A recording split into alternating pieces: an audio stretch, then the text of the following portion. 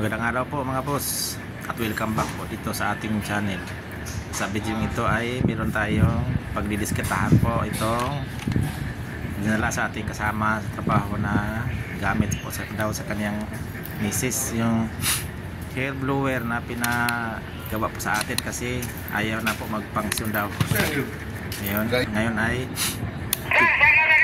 titistirin ko muna kung para malaman natin kung anong dahilan bakit hindi siya nagpangsyon. Hindi na daw nag-init at saka hindi na rin umiikot yung kanyang blower.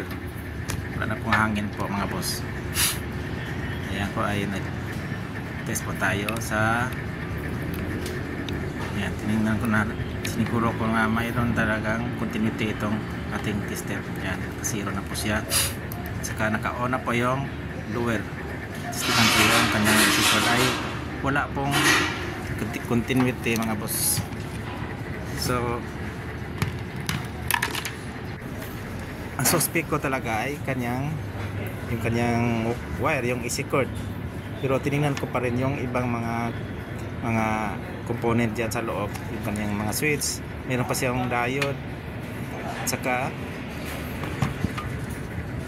mayroong isang diode na nakakapit doon sa may switch, isang switch, at saka mayroon din doon sa may motor. Yan, kasiris yan sa kanyang heater kasi yung heater ay dinadrop, yung ginawa po siyang parang voltage dropping para maging eksakto yung voltahe na mapapasok doon sa kanyang motor na blower. Yan po mga boss.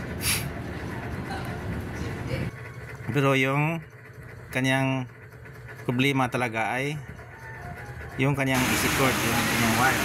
Ito yung isang kable, yung kulay blue yung cord, yung isa yung kulay pula yan, ayos.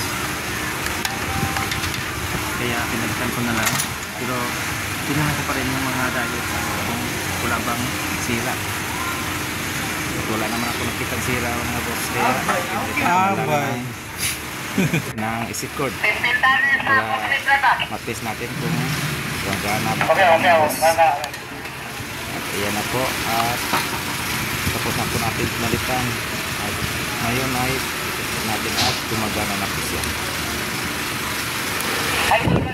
Yung kaya po yung ating kasama kasi yung misis po niya ay ginawa din kasi ayos na po yung kanyang blower. Yan po mga boss, okay na po siya. Limitis ko lang kung maging siyang hangat at saka mainit. Dito rin siguro itong kunting lock natin sa blower at po mga boss. Maraming salamat po at God bless po sa ating lahat.